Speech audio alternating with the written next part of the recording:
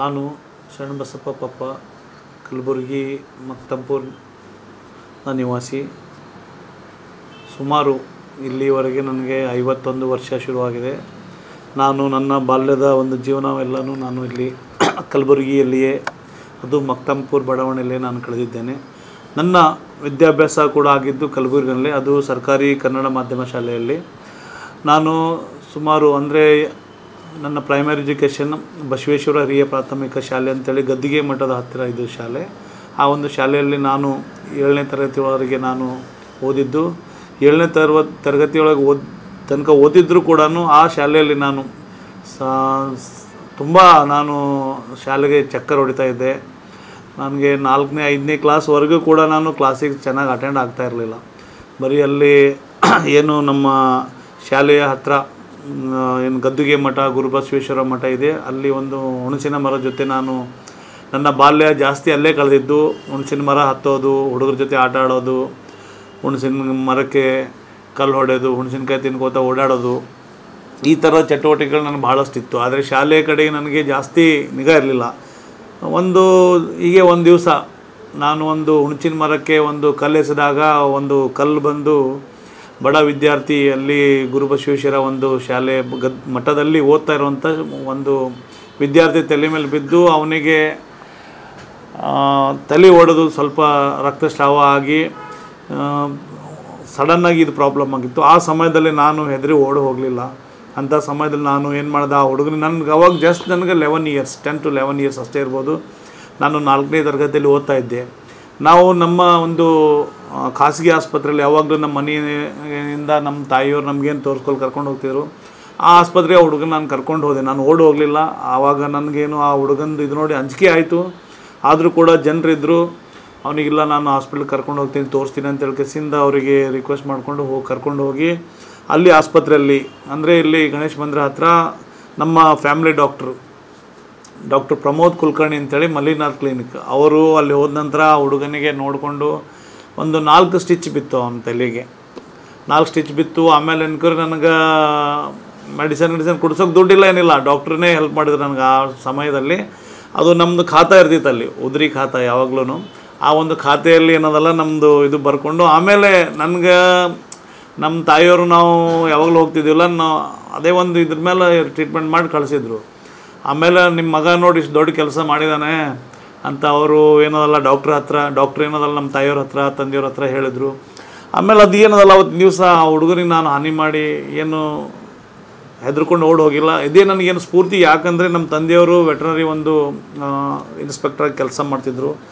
ಅವರು ಕೆಲಸ ಮಾಡ್ತಕ್ಕಂಥ ಒಂದು ಏನು ವೃತ್ತಿ ಅಂದರೆ ಮೂಕ ಜಾನುವಾರುಗಳಿಗೆ ಏನದಲ್ಲ ಅವರು ಒಂದು ಟ್ರೀಟ್ಮೆಂಟ್ ಮಾಡೋಂಥ ಒಂದು ಅವ್ರದ್ದು ಕೆಲಸ. ಈಗ ತಮಗೆ ಗೊತ್ತಿದ್ದಂಗೆ ಅವು ಪ್ರಾಣಿಗಳಿಗೆ ಏನು ತೊಂದರೆ ಆಗಿದೆ, ಏನು ತ್ರಾಸಿದೆ ಅಂತ ತಿಳ್ಕೊಂಡು ನಮ್ಮ ತಂದೆಯವ್ರು ಟ್ರೀಟ್ಮೆಂಟ್ ಮಾಡಬೇಕಿತ್ತು. ಸೊ ಅಂಥ ಒಂದು ಸೇವೆ ಭಾಳಷ್ಟು ನಿಷ್ಠೆ ನಮ್ಮ ತಂದೆಯವರು ಸುಮಾರು ವರ್ಷ, 38 ವರ್ಷ ಸರ್ಕಾರಿ ನೌಕರಿ ಮಾಡಿದರೆ. ಅವರು ಕಲಬುರಗಿನಲ್ಲಿ ಭಾಳ ಕಡಿಮೆ ವರ್ಷ, 1 ವರ್ಷ 2 ವರ್ಷ ಅಷ್ಟೇ ಮಾಡಿದರು. ಅದಕ್ಕೆ ಬಿಟ್ಟರೆ ಗುಲ್ಬರ್ಗ ಡಿಸ್ಟಿಕಲ್ಲೇ ರಾಯಚೂರು, ಕೊಪ್ಪಳ ಡಿಸ್ಟಿಕ್ ಅಲ್ಲೆಲ್ಲ ಕೂಡ ಸಾಕಷ್ಟು ಕೆಲಸ ಮಾಡಿದ್ದಾರೆ. ಅಂದರೆ ಅವ್ರು ಎಲ್ಲೆಲ್ಲಿ ಹೊಸವು ಇವೆಲ್ಲ ವೆಟರ್ನರಿ ಹಾಸ್ಪಿಟ್ಲ್ ಆಗ್ತವೆ ಅಲ್ಲೆಲ್ಲ ಅವರಿಗೆ ಮೊದಲು ಪೋಸ್ಟ್ ಮಾಡ್ತಿದ್ರು. ಅಲ್ಲಿಂದ ನಮ್ಮ ಫಾದರ್ ಭಾಳಷ್ಟು ಕೆಲಸ ಇಲ್ಲಿ ಸುಮಾರು 10 ವರ್ಷ ಈ ಸವಳಗಿಗೆ ಅಲ್ಲಿ ಹೊಸ ಆಸ್ಪತ್ರೆ ಆಗಿದ್ದಾಗ ನಮ್ಮ ಫಾದರ್ಗೆ ಡೆಪ್ಯೂಟ್ ಮಾಡಿದರು. ಅಲ್ಲಿಂದ ಅವರು ಸುಮಾರು ಹಳ್ಳಿಗಳು, ಮೇಲ್ಕುಂದ ಇರ್ಬೋದು, ಇವತ್ತು ಬಬ್ಲಾದ್ ಇರ್ಬೋದು, ಹುಣಸಿ ಅಡ್ಗಿಲಿರ್ಬೋದು, ಮತ್ತು ಅಲ್ಲಿಂದ ಪಟ್ಟಣ ಇರ್ಬೋದು, ಅಲ್ಲೆಲ್ಲ ಮಿಣಜಿಗಿ, ಸವಳಗಿ ಇವೆಲ್ಲ ಮಳ್ಳಿ ಅಂಥ ಊರುಗಳಿಗೆಲ್ಲ ಸೈಕಲ್ ಮೇಲೆ ಹೋಗ್ತಿದ್ರು ನಮ್ಮ father. Every day minimum 30-40 kilometre ಪಟ್ರಿ ಪಕ್ಕದಿಂದ ಸವಳಗಿಗೆ ಹೋಗಿ ಅಲ್ಲಿಂದ ಬೇರೆ ಹಳ್ಳಿಗೆ ಹೋಗಿ ಕೆಲಸ ಮಾಡ್ತಿದ್ರು. ಅಂಥ ಒಂದು ಕೆಲಸ ಮಾಡೋ ಒಂದು ಮೂಕ ಜಾನುವಾರುಗಳಿಗೆ ಒಳ್ಳೆಯ ಒಂದು ಟ್ರೀಟ್ಮೆಂಟ್ ಕೊಡೋರು, ಯಾವುದೇ ಒಂದು ದುಡ್ಡಿಂದ ಆಸೆ ಇಲ್ಲದೆ ಅವರೆಲ್ಲ ಸರ್ಕಾರ ಪಗಾರ ಕೊಡ್ತಿತ್ತು. ಅವಾಗಿನ ಪಗಾರ ಎಷ್ಟು ಇರ್ತಿತ್ತು? 800-1000 ಅಷ್ಟೇ. ಅದು ನಾವು 9 ಜನ ಮಕ್ಕಳಿಗೆ ಬೆಳೆಸಬೇಕು, ನಮಗೆ ಕಲಿಸ್ಬೇಕಂದ್ರೆ ನಮ್ಮ ತಂದೆಯವ್ರಿಗೆ ಭಾಳಷ್ಟು ಕಷ್ಟ ಇತ್ತು. ಆದರೂ ಕೂಡ ಯಾವತ್ತೂ ಅವ್ರು ಇನ್ನೊಬ್ಬರ ದುಡ್ಡಿಗೆ ಆಸೆ ಪಟ್ಟು ಈ ಕೆಲಸ ಮಾಡಿಲ್ಲ. ಅವರೇನು ಮೂಕ ಪ್ರಾಣಿಗಳ ಜೊತೆಗೆ ಏನು ಸಂಬಂಧ ಅವ್ರದ್ದಿತ್ತು, ಅವ್ರದ್ದೊಂದು ಒಳ್ಳೆಯ ಒಂದು ಸೇವೆ ಮಾಡ್ತಿದ್ರು, ಒಂದು ಮಾನವೀಯತೆಯ ದೃಷ್ಟಿಯಲ್ಲಿ ಅವ್ರು ಕೆಲಸ ಮಾಡ್ತಿದ್ರು. ಅವ್ರದ್ದೆಲ್ಲ ನೋಡಿ ನನಗೆ ಜೀವನದಾಗ ರಿಯಲಿ ಸ್ಫೂರ್ತಿ ಇದ್ದು ನಮ್ಮ ತಂದೆ. ಅವ್ರು ಮಾಡೋ ಕೆಲಸ ಅಂಥದ್ದು. ನಾನೇನಾದರೂ ಒಬ್ಬರಿಗೆ ಏನೋ ಹಾನಿ ಮಾಡಿ ನಾನು ಓಡಿ ಹೋಗಿದರೆ ಒಂದು ಒಳ್ಳೆಯದಲ್ಲ ಅಂತ ಏನೋ ನನಗೆ ಗೊತ್ತಿಲ್ಲ. ನಾನು 11 ವರ್ಷ ಇದ್ದರೂ ಕೂಡ ನನಗೆ ದೇವರು ಒಂದು ತಿಳುವಳಿಕೆಯನ್ನು ಕೊಟ್ಟಿದ್ನು ಅವತ್ತಿನ ದಿವಸ. ಅದೇ ಏನಾದರೂ ನನಗೆ ಸ್ಫೂರ್ತಿ ಜೀವನದಲ್ಲಿ, ಇಡೀ ಜೀವನದಲ್ಲಿ ಯಾರು ತೊಂದರೆಯಲ್ಲಿರ್ತಾರೆ, ಯಾರು ಕಷ್ಟದಲ್ಲಿರ್ತಾರೆ ಅವರಿಗೆ ನಾನು ಬಿದ್ದವರಿಗೆ ಎತ್ತಿ ಹಿಡಿಬೇಕಂತ ಅಂಬೋದೇನು ಬಸವಣ್ಣನವ್ರು ಹೇಳಿದರು. ಅದೇ ಒಂದು ಧಾರ್ಮಿಕ ಒಂದು ರಸ್ತೆಯಲ್ಲಿ ನಾನು ನಡ್ಕೊಂಡು ಬರ್ತಾಯಿದ್ದೀನಿ. ಮುಂದೆ ಬರ್ತಾ ಹೋದಂಗೆ ನಾನು 6ನೇ 7ನೇ ಕ್ಲಾಸ್ನಲ್ಲಿ ಸ್ವಲ್ಪ ಓದ್ಲಿಕ್ಕೆ ಶುರು ಮಾಡಿದೆ. ಆವಾಗ ನಮ್ಮ ಮನೆಯಲ್ಲಿ ನಮ್ಮ ಟೀಚರು ರೆಂಟಿಗೆ ಬಂದರು. ಅವ್ರ ಹಸ್ಬೆಂಡ್ ಬಾಬುರಾವ್ ಸೋಸಟ್ಟಿ ಅಂತೇಳಿ ನಮ್ಮ ಟೀಚರ್ ಹಸ್ಬೆಂಡ. ಅವರು ನನ್ನ ಲೈಫ್ ಚೇಂಜ್ ಮಾಡಿದವರು. ಬಾಬುರಾವ್ ಸೋಸಟ್ಟಿ ಅನ್ನೋರು. ಅವ್ರು ಏನು ನನಗೆ ಟ್ಯೂಷನ್ ತೊಗೋತಾಯಿದ್ರು. ಅವತ್ತಿನಿಂದ 6th 7th 2 ವರ್ಷ ನನಗೆ ಸಾಕಷ್ಟು ನನ್ನ ಬದಲಾವಣೆ ಆಯಿತು. ನಾನೇನು ಚಟವರ್ತಿ ಸ್ಕೂಲಿಗೆ ಹೋಗೋದು ಅವೆಲ್ಲ ನಾನು ಹೋಗಿಬಿಟ್ಟು ಮುಂದೆ ಬರ್ತಾ ದಿನಗಳಲ್ಲಿ ನಾನು 6th 7th ಸ್ಟ್ಯಾಂಡರ್ಡ್ನಲ್ಲಿ ಚೆನ್ನಾಗಿ ಓದಿ ನನಗೇನೋ ಒಂದು ಒಳ್ಳೆಯ ಆತ್ಮವಿಶ್ವಾಸ ಬರ್ತಾ ಹೋಯಿತು ಮುಂದೆ ಬರ್ತಾ ದಿನಗಳಲ್ಲಿ. ಮುಂದೆ 7th ನಂತರ ನಾನು ಶರಣಬಸವೇಶ್ವರ ಒಂದು ಶಾಲೆಗೆ ಅಡ್ಮಿಷನ್ ತೊಗೊಂಡೆ, ಹೈಸ್ಕೂಲಿಗೆ. ಅಲ್ಲಿ 7th 8th 9th ನಾನು ಅಲ್ಲಿ ಹೋದ ನಂತರ ಅಲ್ಲಿ ನನಗೆಷ್ಟು ಇಲ್ಲಿಂದ ಏನು ನನಗೆ ಸ್ಫೂರ್ತಿ ಸಿಕ್ಕಿತ್ತು, ನಮ್ಮದು ಮಾಸ್ಟರ್ ಏನು ಬಾಬುರಾವ್ ಸೋಸಟ್ಟಿ ಅನ್ನೋ ನಮ್ಮದು ಶಕುಂತಲಾ ಟೀಚರ್ ಅವ್ರ ಹಸ್ಬೆಂಡ, ಅವ್ರದ್ದು ಒಂದು ಆಶೀರ್ವಾದದಿಂದ ಮತ್ತು ನನಗೆ ಶಾಲೆಯಲ್ಲಿ ಪ್ರೈಮರಿ ಶಾಲೆಯಲ್ಲಿ ಶಿವಕುಮಾರ್ ಸರ್ ಅಂಥೇಳಿ ನನಗೆ ಹೆಡ್ ಮಾಸ್ಟರ್ ಇದ್ದರು. ಅವರು ಇಂಗ್ಲೀಷ್ ಟೀಚರ್ ನಮಗೆ. ಅವರಲ್ಲಿ ಪ್ರೈಮರಿ ಸ್ಕೂಲ್ ಎಲ್ಲ ಟೀಚರ್ಸ್ 6th 7th ನನಗೆ ಭಾಳಷ್ಟು ಎಲ್ಲರೂ ಸಪೋರ್ಟ್ ಮಾಡಿದ್ರು. ಹುಡುಗ ಏನಾದರೂ ಆಗ್ಬೋದು ಒಳ್ಳೆಯದಂತೇಳಿ ನನಗೆ ಯಾವಾಗಲೂ ಎಲ್ಲ ಚೆನ್ನಾಗಿ ಸ್ಫೂರ್ತಿ ಕೊಟ್ಟು ಮುಂದೆ ಹೈಸ್ಕೂಲ್ನಲ್ಲಿ ಹೋದ ನಂತರ ಕೂಡ ನನಗೆ ಒಂದು ಅಷ್ಟೇನು ಜಾಸ್ತಿ ನಾನು ಭಾಳ ಹುಷಾರು ಸ್ಟೂಡೆಂಟ್ ಅಲ್ಲ, ಆದರೂ ಕೂಡ ಸ್ವಲ್ಪ ನಾನು ಫೇಲ್ ಆಗ್ಲಾರ್ದೇ 10ನೇ ಮುಗಿಸ್ಕೊಂಡು ಮುಂದೆ ನಾನು ಡಿಪ್ಲೊಮಾ ಇನ್ ಫಾರ್ಮಸಿಗೆ ನಾನು ಅಡ್ಮಿಷನ್ ತೊಗೊಂಡೆ HK ಸೊಸೈಟಿನಲ್ಲಿ. ಮುಂದೆ HK ಸೊಸೈಟಿನಲ್ಲಿ ನಾನು ಫಾರ್ಮಸಿ ಓದ್ಬೇಕಂದ್ರೆ ಒಮ್ಮೆಲೆ ಕನ್ನಡ ಮೀಡಿಯಮ್ಲಿಂದ ಇಂಗ್ಲೀಷ್ ಮೀಡಿಯಮ್ ಒಮ್ಮೆಲೆ 10 ಸಬ್ಜೆಕ್ಟ್ಸ್ಗಳು ನನಗೆ ಭಾಳ ಆಡಾಯಿತು. ಮೊದಲೇ ವರ್ಷದಲ್ಲಿ ನಾನು ಪಾಸ್ ಆಗಲಿಲ್ಲ.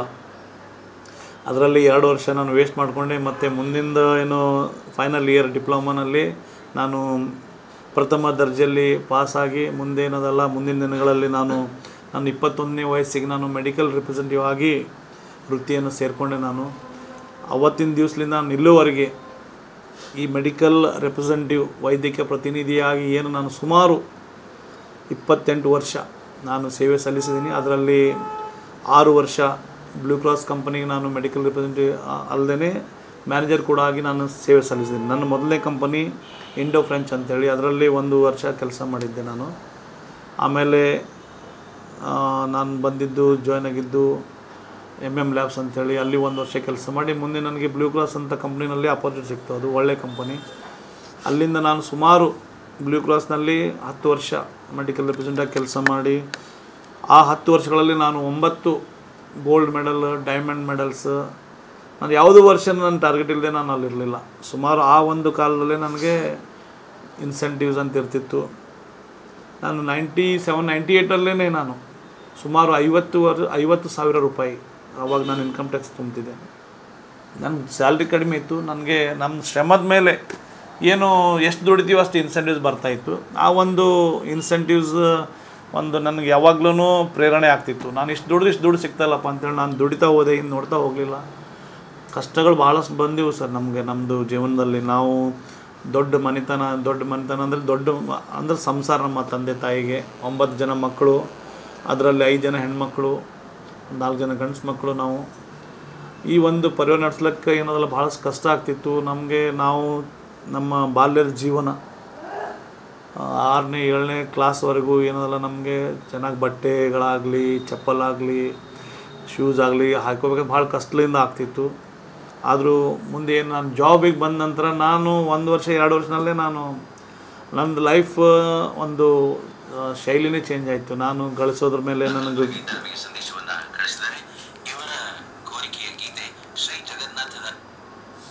ಈ ಒಂದು ಏನು ವೈದ್ಯಕೀಯ ಪ್ರತಿನಿಧಿಯಾಗಿ ನಾನು ಶುರು ಮಾಡಿದ ಕೆಲಸ ಇವತ್ತು ನನ್ನ ಜೀವನದಲ್ಲಿ ಭಾಳ ಶ್ರೇಷ್ಠ ಮಟ್ಟಿಗೆ ಹೋಯ್ತಿದೆ. ಯಾಕಂದರೆ ಇದರಿಂದನೇ ನಾನು ಸೋಷಿಯಲ್ ವರ್ಕ್ ಮಾಡೋದು ಕಲ್ತಿತ್ತು. ಮೆಡಿಕಲ್ ರಿಪ್ರೆಸೆಂಟೇಟಿವ್ ಏನು ವರ್ಕ ಮಾಡಿದೆ ನಾನು.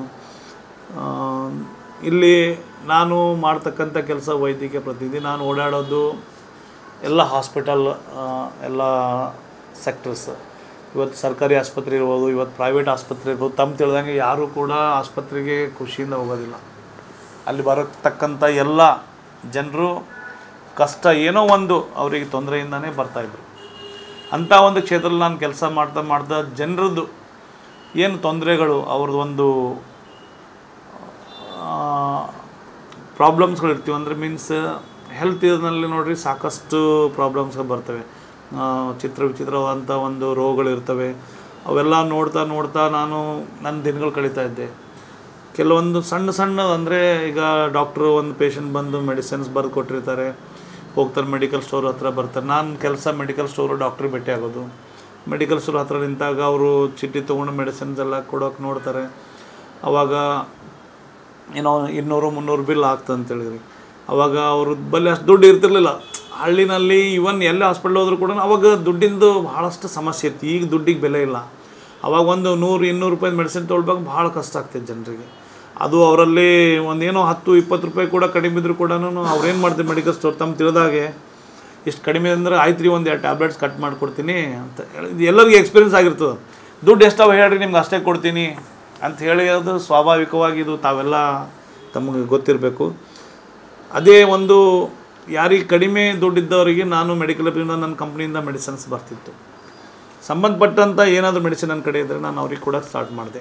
ಪೇಷಂಟ್ಸ್ಗಳಿಗೆ ನಾನು ಫ್ರೀಯಾಗಿ ಬರ್ತಿತ್ತು ನನಗೆ ಡಾಕ್ಟರ್ಸ್ ಕೊಡೋಕ್ಕೆ.